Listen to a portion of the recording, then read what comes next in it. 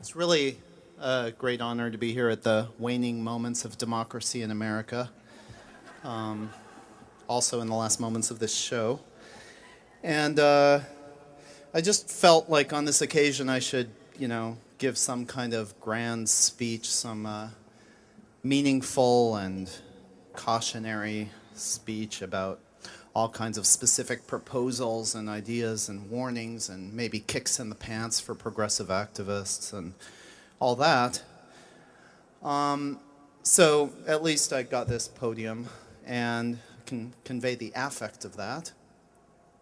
Time isn't infinite. I've been spending a lot of time on a couple of big projects with Steve Lambert, for one, who might be here. It's the guy whose beard has its own zip code. And Jackie Stevens, maybe she's here, another writer, and Carlo Adorno, who's also writing.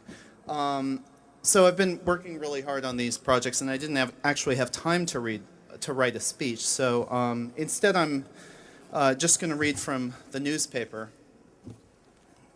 There's a lot of text. It comes out every day, and most of it goes to waste. So I thought I would just read some. Here's the Wall Street Journal. Let's see. Oh, wow. Wachovia Bank seeks merger partner. Troop withdrawal to begin immediately. Operation Iraqi Freedom and Operation Enduring Freedom were both brought to a close today with a proclamation that troops would be home within weeks.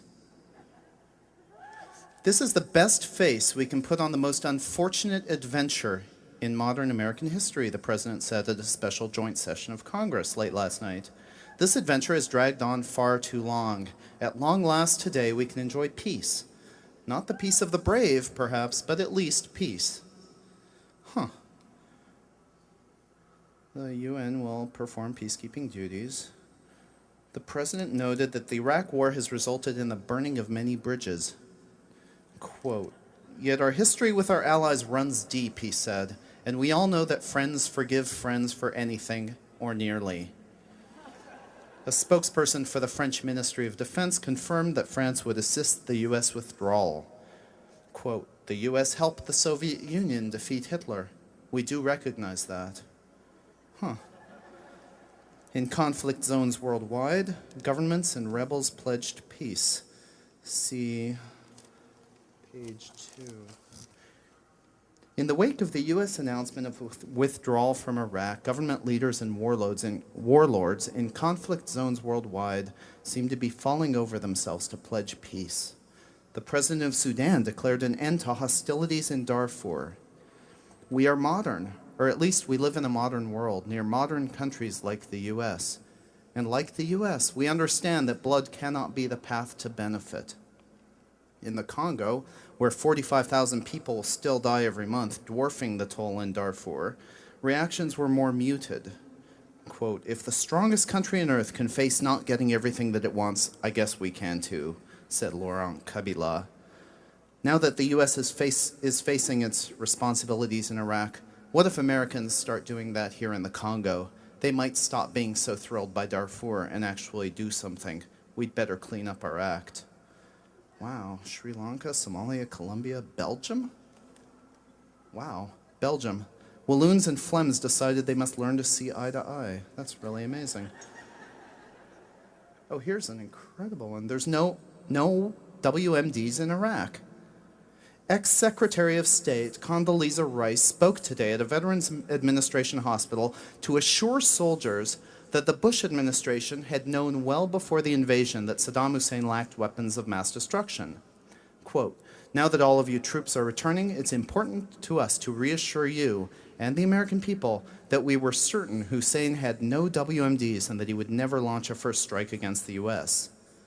If we had had the slightest suspicion that Saddam could use WMDs against the U.S., we would never have sent hundreds of thousands of you to be sitting ducks on the Iraqi border for several months." Oh yeah, wow. Seems pretty obvious. Rice was referring to the fact that by August 2002, 8 months before the ground invasion, the U.S. had over 100,000 troops stationed in countries throughout the Gulf, a number that grew to over 300,000 shortly before the attack on Baghdad. Many of these were within range of the Scud missiles used by Hussein in the 1991 Gulf War, missiles that could easily have been fitted with chemical or biological weapons if they had existed. Ex-Secretary Rice went on to confirm ex-Marine and UN Weapons Inspector Scott Ritter's revelation that he provided the CIA with documentation in the 1990s that Iraq lacked biological or nuclear weapons programs, etc.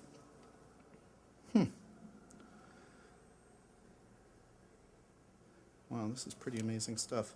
If we really thought Saddam wanted to go after the US and had the means to do so, do you think we would have given him a major public relations coup by allowing him to annihilate tens of thousands of US soldiers who were occupying what many Arabs consider to be holy territory? That's pretty cool. Let's see what's going on in the economy section. Oh, very nice. Treasury sets sights on avoiding crash repeat. The Treasury recommended today a wide range of measures, including the maximum wage law, a true cost law, a phased withdrawal from abstract financial instruments, and a ban on corporate lobbying to assure that banking crises do not occur in the future. Quote, "Markets make great servants, terrible leaders, and absurd religions," said Treasury Secretary Paul Krugman. At this point, it's hard to say the market is our servant. It's our leader and our religion. No wonder our standard of living has been declining steadily for so many decades. Krugman declared that henceforth the Treasury would seek to ensure the prosperity of all citizens, rather than simply supporting large corporations. The market is supposed to serve us. Unfortunately, we have ended up serving the market. That's very bad. Some of the measures, let's see, reinstate Glass-Steagall, the 1933 Act designed to regulate speculation, spearhead an international 1% tax on financial transactions known as the Tobin tax to slow speculation and reduce the likelihood of crashes. Trust bust, that's great. Keep Fannie Mae and Freddie Mac in government management. Spearhead public housing, maximum wage law. What's that maximum wage law? What is that? See page. Oh, yeah. Okay. Right. Okay. Franklin Roosevelt in 1942 wanted to pass a 100% income tax on salaries over $300,000, and eventually they settled for 91%. And that remained the case for a very long time. Huh. Yeah, so income over $400,000 was taxed at 91%.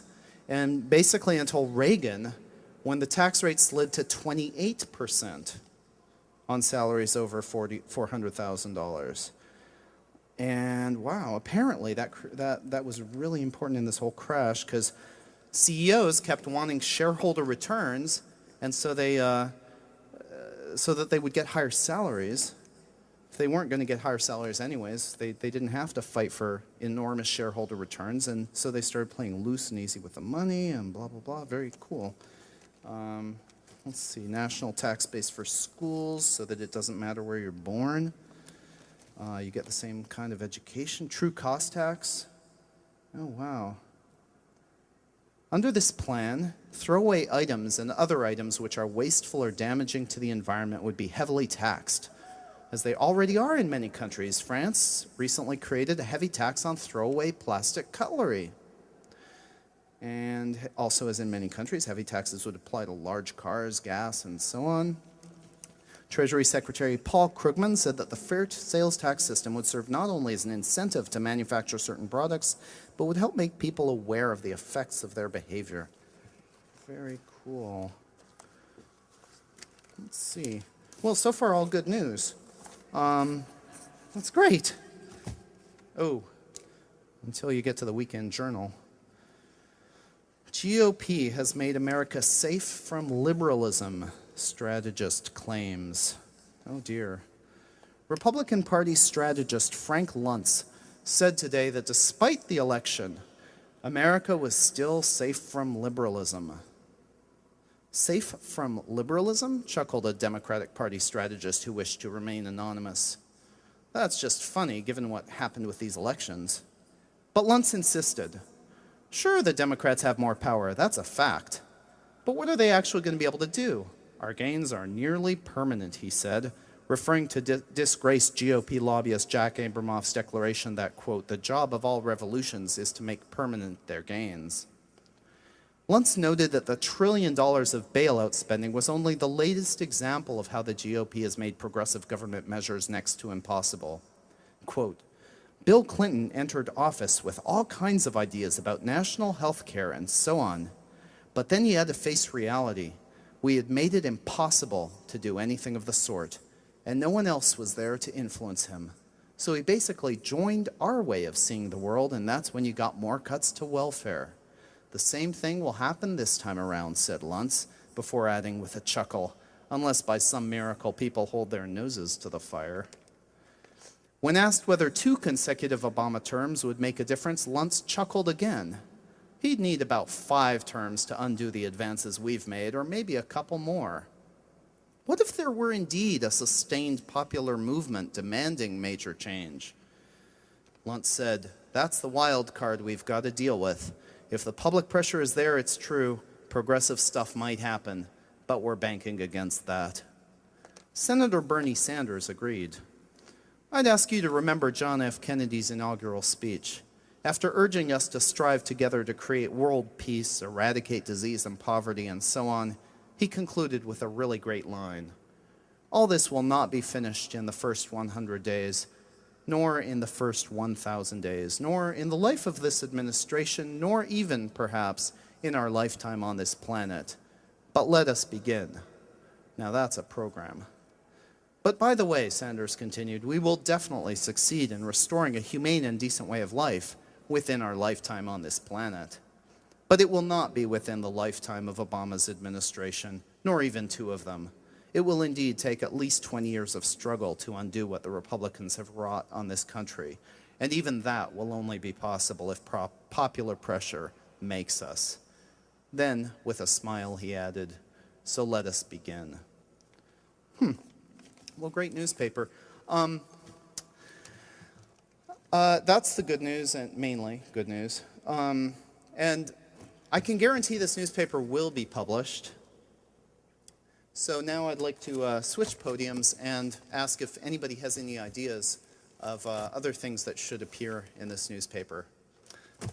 We can maybe have a discussion.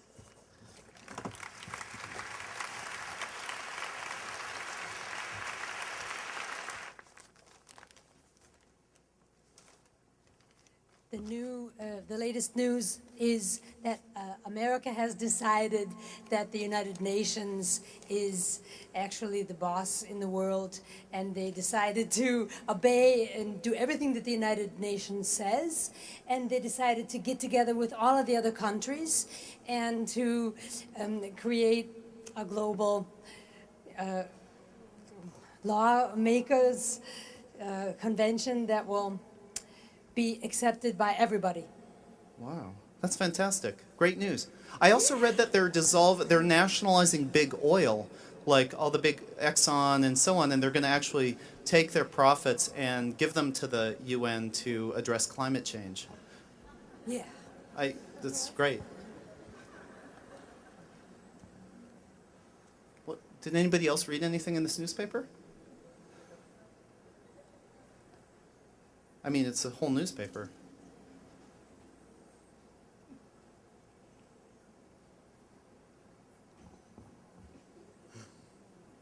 Okay. Is there going to be an advice section or column in this newspaper? Advice section? Yeah, Like Dear Abby? perhaps, or maybe like a love section, like love advice, perhaps. I don't know. Definitely will try. Okay.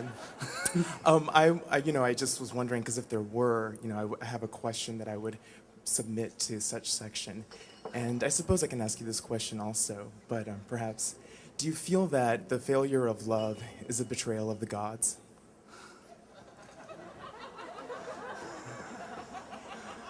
Dear Abby, dear Andy.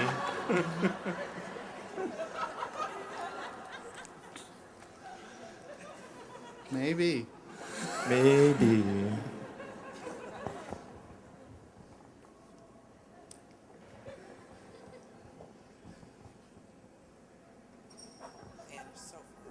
Okay, hold on. I'll make my way towards you, Mary, but let me go over here. Almost fell. So I just read that Anwar is going to be declared safe from oil drilling forever, and that they're going to also stop all of that drilling in the Mackenzie River Delta and create thousands and thousands of acres of new public lands forever. Yay. I just read that Sarah Palin's daughter came out of the closet.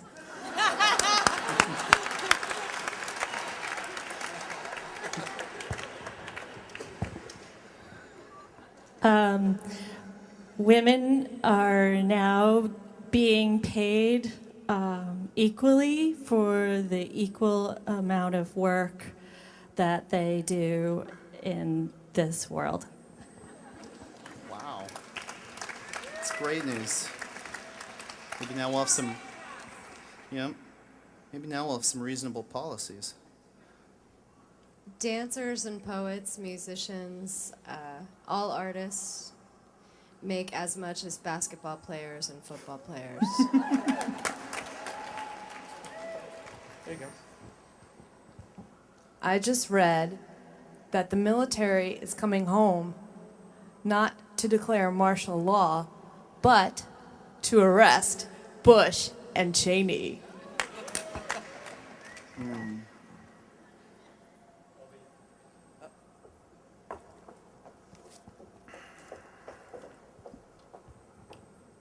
I read that McCain lost even after he replaced Sarah Palin with Sanjaya.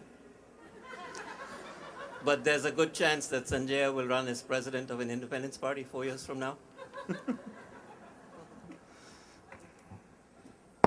I read something interesting that Obama realized his mistake in duplicating the Republican rhetoric on the war on terror. And what was the rest? I read also in let me grab it and read it literally because it's hard to paraphrase, that the U.S. has more or less decided to end all funding to Israel because they realize that 60 years of funding the oppression of Palestinian people didn't make a more secure world. And yeah, it's amazing. It's wonderful.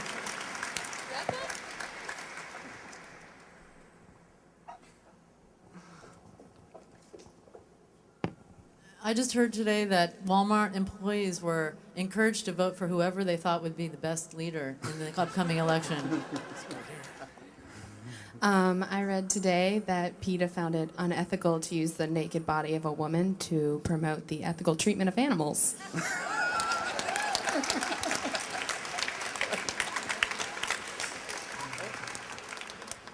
I saw that story where it turned out that Cheney's administrative assistant, just out of moral feeling, decided to slip a meeting with Congress into his book. And so he actually showed up at Congress and testified, and he was impeached immediately because the evidence was so overwhelming.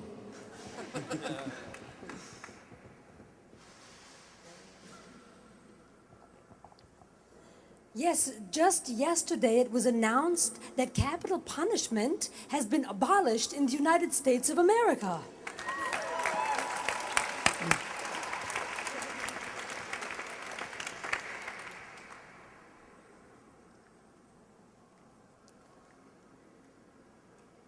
Come on.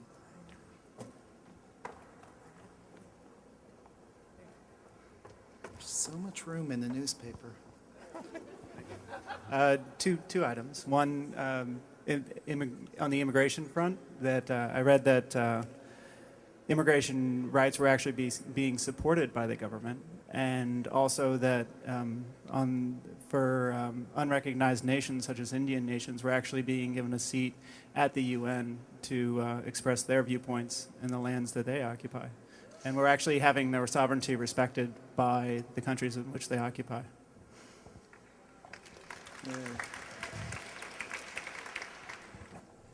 I heard that the United States decided to lift their embargo on Cuba to import Fidel Castro t-shirts.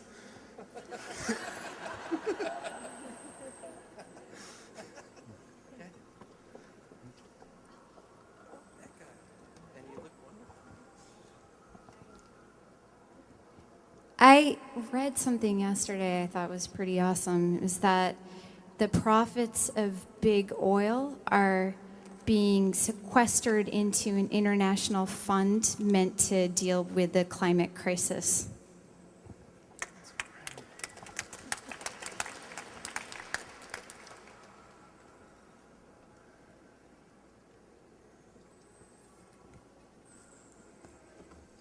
Are you really taking notes? Yes. It's not a prop. It's a piece of paper. Okay. Sorry. In a different section of the paper, but more about labor issues, that there were more jobs available to people in rural communities because the prison industrial complex had allowed for a different kind of economy. Something about, I can't remember exactly, but people didn't have to work at prisons anymore to make a living.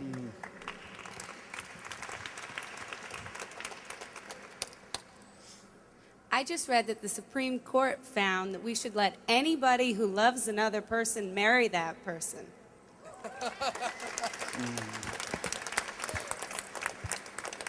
I just read that John, Garfield, and Odie agreed to mutually respect each other's needs, and by consensus agreed to eat as much lasagna as they could possibly produce. It was all vegan and organic, and finally agreed that yes, they in fact love Mondays.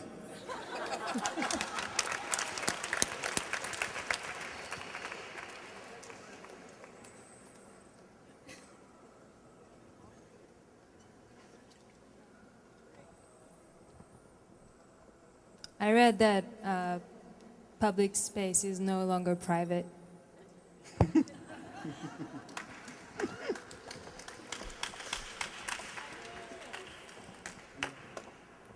Heroin and acid are legal again.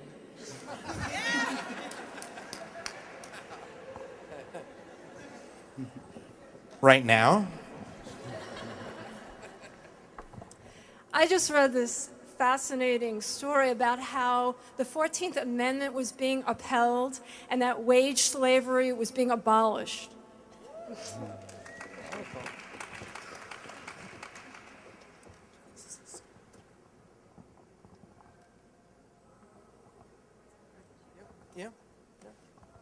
I'm sorry if you said this already. I read that Guantanamo Bay was being shut down, like, immediately.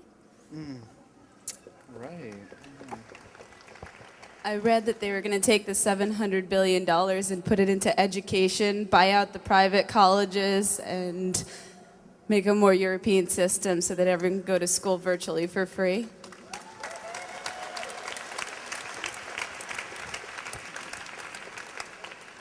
I'd heard that NAFTA was going to be renegotiated and that the WTO was going to help implement an egalitarian tax policy across many of the different countries of the world so that large corporations couldn't play companies off each other to reduce wages anymore.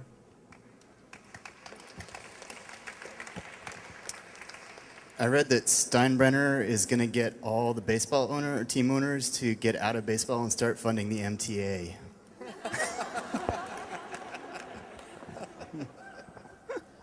I read that the federal government was going to provide money for cities for infrastructure, particularly for decaying roads, as long as they were replaced with gardens and bike paths.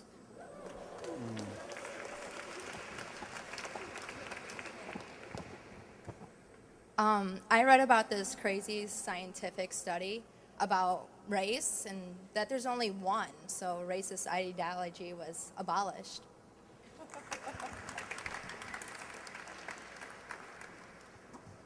Okay.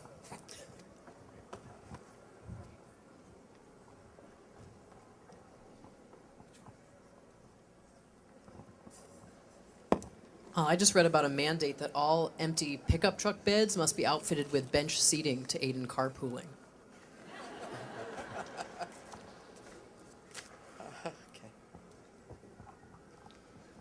Breaking news from the Associated Press in partial correction to the previous report on abolition of capital punishment all over the USA.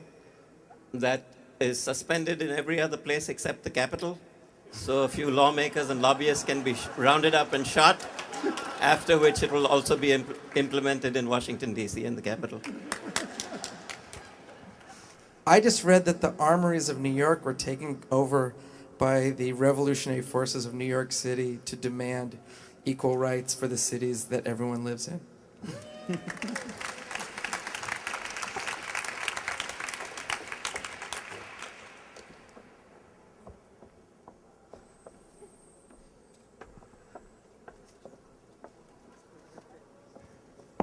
Hi, I just read that Congress is finally going to pass the DREAM Act so that children of so-called illegal immigrants who've lived their entire life in this country can go to college in state and not have to worry about the fact that they don't have legal status when they're a valedictorian of their school. I read that in light of the Wall Street crash, MBA enrollment is declining and community organizing is skyrocketing in universities.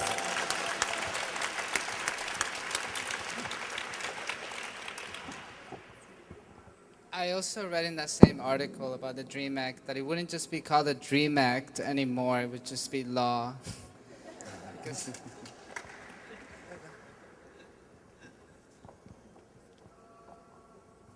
I just read that Obama was voted president. But he still didn't win. No, did he win? Oh, it was an early vote. You didn't hear?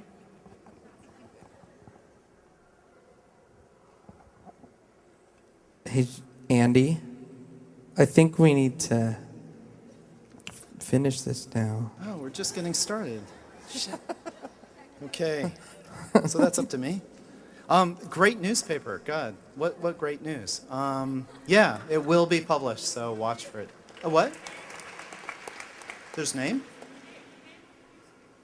Oh, newspaper. The news. Yeah, you know. Thanks very much. Andy from the Yes Men.